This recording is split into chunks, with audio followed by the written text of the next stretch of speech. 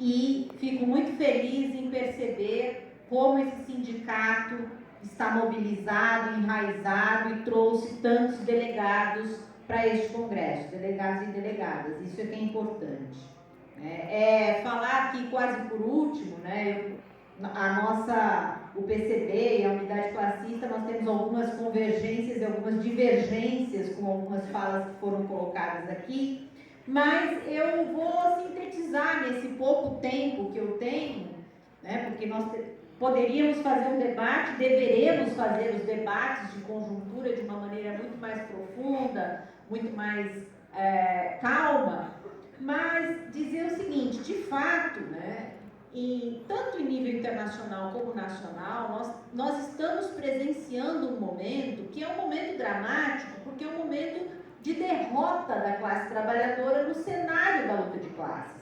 E isso é uma realidade, né? Uma realidade que não deve nos desanimar para a luta, mas que nós precisamos enfrentá-la e ver que, não só no Brasil, nós estamos perdendo direitos, vendo a classe trabalhadora ser desorganizada, despolitizada, né, esmagada em todos os sentidos, mas também em diversas partes do mundo, mesmo nos países em que a classe trabalhadora alcançou algum nível um pouco maior do que o nosso em direitos, estabilidade, condições de vida, também está sofrendo neste momento pela crise do capital, pelo avanço do capital no terreno da luta de classe.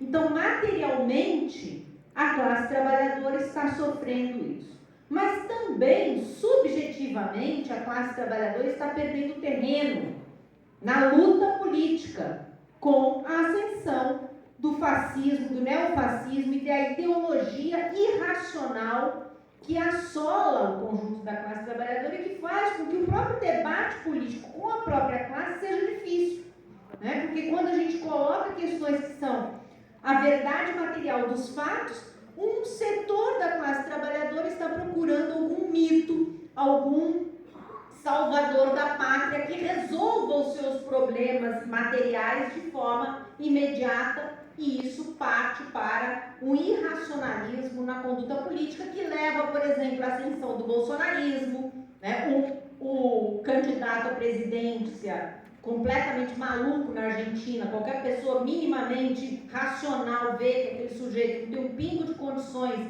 de ser presidente de coisa nenhuma e pode ser que seja eleito. Enfim, nós estamos vivendo um período bastante complicado. No entanto, o fato do período ser muito complicado não pode nos levar à desesperança, à desmobilização, muito pelo contrário. Nós temos que ver, tanto na história do movimento da classe trabalhadora, especialmente do movimento sindical, porque estamos aqui num sindicato, como é que a classe trabalhadora agiu nos períodos em que ela conseguiu vitórias. E aí é muito importante ter sido trazida aqui para esta mesa o fato de que esse ano se comemora 40 anos de fundação da CUT, porque a CUT de fato foi uma central sindical que fez com que o movimento sindical brasileiro tivesse um período de ascensão.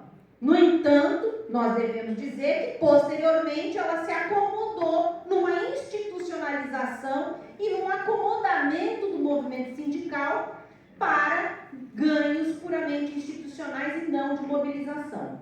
Por isso, nós analisando, né, o período, por exemplo, dos anos 80, em que o neoliberalismo começa a ser implantado de forma bastante brutal em várias partes do mundo, na Inglaterra, nos Estados Unidos, até no Chile, aqui que foi citado, de forma brutal, para retirar direitos, privatizar e fazer toda a virada, né, econômica e social que nós hoje sofremos de forma bastante acentuada, o Brasil estava num momento de ascenso das vitórias da classe trabalhadora, que culminou com uma Constituição que, se comparada com diversos outros países, ela era extremamente progressista, a Constituição Cidadã, que nos trouxe direitos importantíssimos.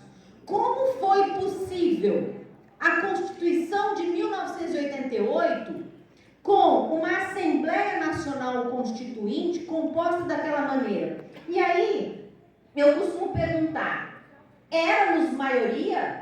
Tínhamos correlação de força na Assembleia Nacional Constituinte de 88? O PT acho que tinha 6 deputados, né? O PCB tinha 3, o PCdoB não me lembro quantos deputados. Ou seja, as forças progressistas, de fato, na Constituição de 88, eram minoritárias, muito menores do que são hoje no Congresso Nacional. No entanto, a Constituição foi aprovada daquela forma, com garantias de direitos muito superiores do que se poderia esperar pelo período histórico. Por quê? Porque a classe trabalhadora estava mobilizada e estava discutindo todas as questões que eram pautadas naquele momento político no Brasil. E é essa lição que nós precisamos retomar para o nosso dia a dia. Primeiro, trazer a política de volta para o chão do dia a dia. Tudo que for discutido no Congresso, do arcabouço fiscal, da não revogação das reformas, e que nós precisamos levar isso também para o Congresso, para que isso seja colocado, todas as questões políticas que são de interesse da classe trabalhadora têm que estar no nosso dia a dia, no chão da luta de classes. Segundo, a mobilização sindical com autonomia de governos, porque só desta forma nós vamos conseguir fazer avançar da luta de classe os interesses da classe trabalhadora. E não esperar um momento ideal de uma maioria na correlação de forças, porque aí sim, no momento em que nós tivermos a maioria na correlação de forças, nós não vamos querer reformas, nós queremos a revolução.